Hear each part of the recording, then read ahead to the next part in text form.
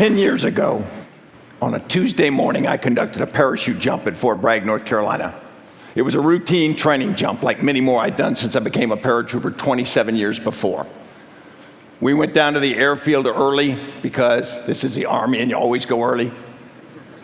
You do some routine refresher training and then you go to put on your parachute. And a buddy helps you and you put on the T-10 parachute and you're very careful now. You put the straps, particularly the leg straps, because they go between your legs. And then you put on your reserve and then you put on your heavy rucksack and then a jump master comes. And he's an experienced NCO in parachute operations.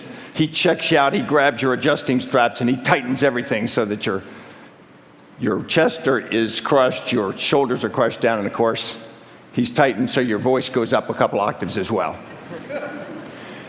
Then you sit down and you wait a little while because this is the Army. Then you load the aircraft and then you stand up and you get on and you kind of load lumber to the aircraft like this in a line of people, and you sit down on canvas seats on either side of the aircraft. And you wait a little bit longer, because this is the Air Force teaching the Army how to wait. Then you take off. And it's painful enough now, and I think it's designed this way. It's painful enough so you want to jump. You didn't really want to jump, but you want out. So you get in the aircraft, you're flying along, and at 20 minutes out, these jump masters start giving you commands. They give 20 minutes, that's a time warning. You sit there, okay. Then they give you 10 minutes, and of course you're responding with all of these. That's to boost everybody's confidence, to show that you're not scared. Then they give you, get ready. Then they go, outboard personnel, stand up. If you're an outboard personnel, you stand up. If you're an inboard personnel, stand up. And then you hook up, and you hook up your static line. And at that point, you think, hey, guess what? I'm probably going to jump. There's no way to get out of this at this point. You go through some additional checks, and then they open the door. And this was that Tuesday morning in September, and it was pretty nice outside, so nice air comes flowing in. The jump masters start to check the door, and then when it's time to go, a green light goes, and the jump master goes, go. The first guy goes, and you're just in line, and you just kind of lumber to the door. Jump is a misnomer. You fall. You fall outside the door. You're caught in the slipstream, but the first thing you do is you lock into a tight body position. Head down on your chest, your arms extended, put over your reserve parachute. You do that because 27 years before, an airborne sergeant had taught me to do that. I have no idea whether it makes any difference, but he seemed to make sense. And I wasn't going to test the hypothesis that he'd be wrong. And then you wait for the opening shock for your parachute to open. If you don't get an opening shock, you don't get a parachute, you got a whole new problem set. But typically you do. Typically it opens. And of course, that's if your leg straps aren't set right at that point, you get another little thrill. Boom. So then you look around, you're under a canopy, you say, this is good. Now you prepare for the inevitable. You are going to hit the ground. You cannot delay that much. And you really can't decide where you hit very much because they pretend you can steer, but you're being delivered. So you look around where you're going to land, you try to make yourself ready, and then as you get close, you lower your rucksack below you on a lowering line so that it's not on you when you land, and you prepare to do a parachute landing fall. Now the Army teaches you to do 5 points of performance. The toes of your feet, your calves, your thighs, your buttocks, and your push-up muscle. It's this elegant little land, twist, and roll, and that's not going to hurt. In 30-some years of jumping, I never did one. I always landed like a watermelon out of a third-floor window. And as soon as I hit, the first thing I did is I'd see if I'd broken anything I needed. I'd shake my head, and I'd ask myself the eternal question, why didn't I go into banking? And I'd look around, and then I'd see another paratrooper, a young guy or girl, and they'd have pulled out their M4 carbine and they'd be picking up their equipment. They'd be doing everything that we had taught them. And I realized that if they had to go into combat, they would do what we had taught them and they would follow leaders. And I realized that if they came out of combat, it would be because we led them well. And I was hooked again on the importance of what I did. So now I do that Tuesday morning jump, but it's not any jump. That was September 11th, 2001. And when we took off from the airfield, America was at peace. When we landed on the drop zone, everything had changed. And what we thought about the possibility of those young soldiers going into combat as being theoretical was now very, very real. And leadership seemed important. But things had changed. I was a 46-year-old brigadier general. I'd been successful, but things changed so much that I was going to have to make some significant changes, and on that morning I didn't know it. I was raised with traditional stories of leadership, Robert E. Lee, John Buford at Gettysburg. And I also was raised with personal examples of leadership. This was my father in Vietnam. And I was raised to believe that soldiers were strong and wise and brave and faithful. They didn't lie, cheat, steal, or abandon their comrades. And I still believe real leaders are like that. But in my first 25 years of career, I had a bunch of different experiences. One of my first battalion commanders, I worked in his battalion for 18 months, and the only conversation he ever had with Lieutenant McChrystal was at mile 18 of a 25-mile road march, and he chewed my ass for about 40 seconds. And I'm not sure that was real interaction. But then a couple years later, when I was a company commander, I went out to the National Training Center, and we did an operation, and my company did a dawn attack. You know, the classic dawn attack. You prepare all night, move to the line of departure, and I had an armored organization at that point. We move forward, and we get wiped out. I mean, wiped out immediately. The enemy didn't break a sweat doing it. And after the battle, they bring this mobile theater, and they do what they call an after-action review to teach you what you've done wrong, sort of leadership by humiliation. They put a big screen up, and they take you through everything, and then you didn't do this, and you did do this, etc. I walked out feeling as low as a snake's belly in a wagon rut. And I saw my battalion commander because I had let him down. And I went up to apologize to him, and he said, "Stanley, I thought you did great." And in one sentence, he lifted me, put me back on my feet, and taught me that leaders can let you fail and yet not let you be a failure.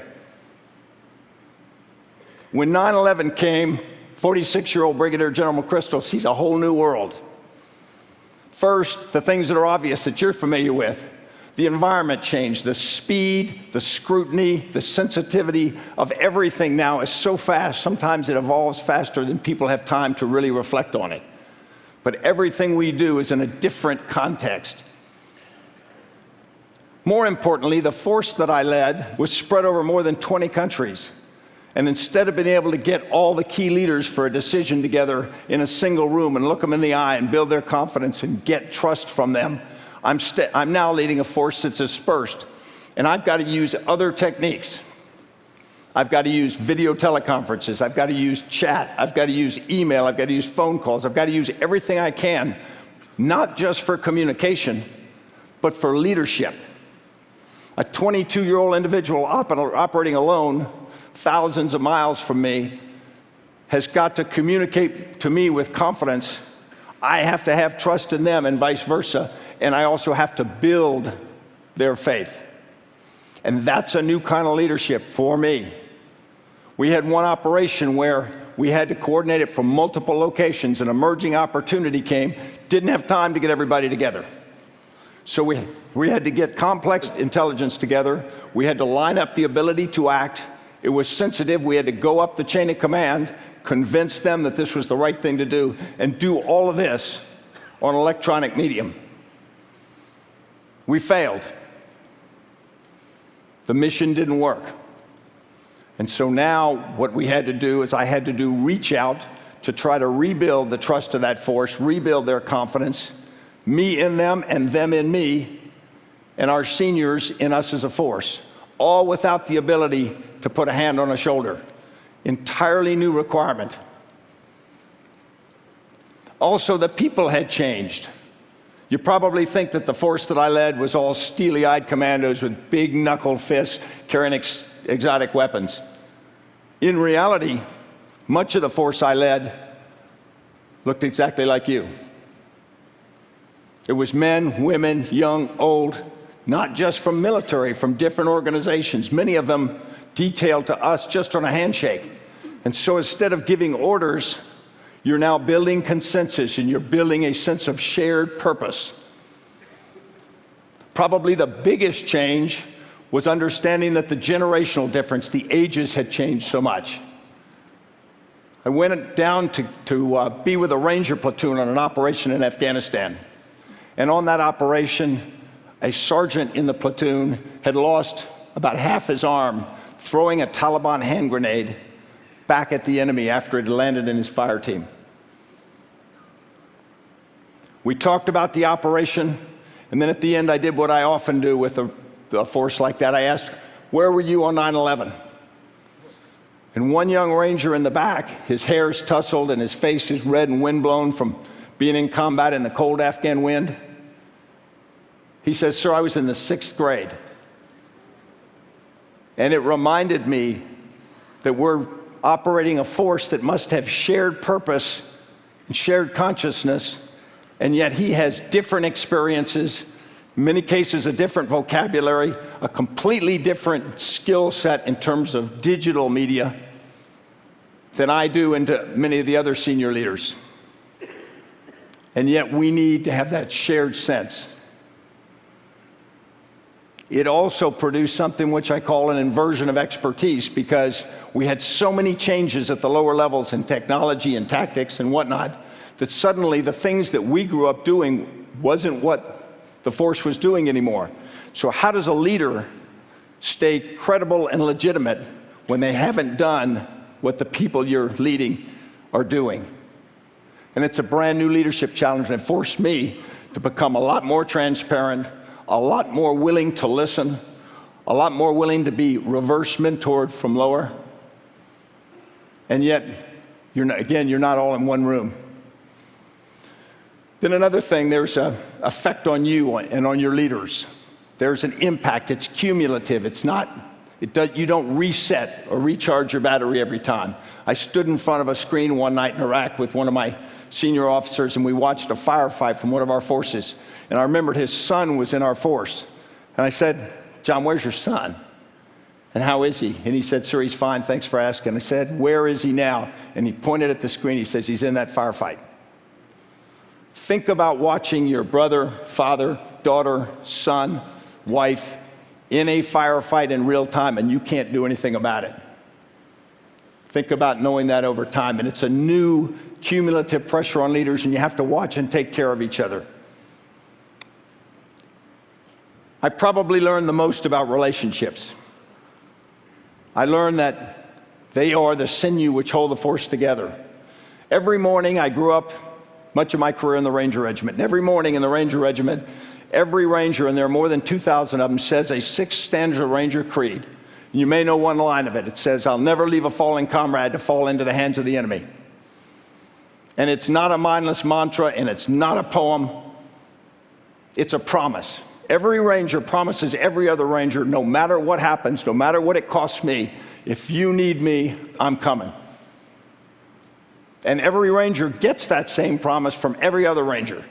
Think about it, it's extraordinarily powerful. It's probably more powerful than marriage vows. And they've lived up to it, which gives it special power. And so the organizational relationship that bonds them is just amazing. And I learned personal relationships were more important than ever. We were in a difficult operation in Afghanistan in 2007, and an old friend of mine that I had spent many years, various points in my career with, godfather to one of their kids, he sent me a note just in an envelope that had a quote from Sherman to Grant that said, I knew if I ever got in a tight spot that you would come, if alive. And having that kind of relationship for me turned out to be critical at many points in my career. And I learned that you have to give that in this environment because it's tough. That was my journey. I hope it's not over. I came to believe that a leader isn't good because they're right. They're good because they're willing to learn and to trust. This isn't easy stuff. It's not like that electronic abs machine where 15 minutes a month you get washboard abs. And it isn't always fair. You can get knocked down, and it hurts. And it leaves scars. But if you're a leader, the people you've counted on will help you up. And if you're a leader, the people who count on you need you on your feet. Thank you.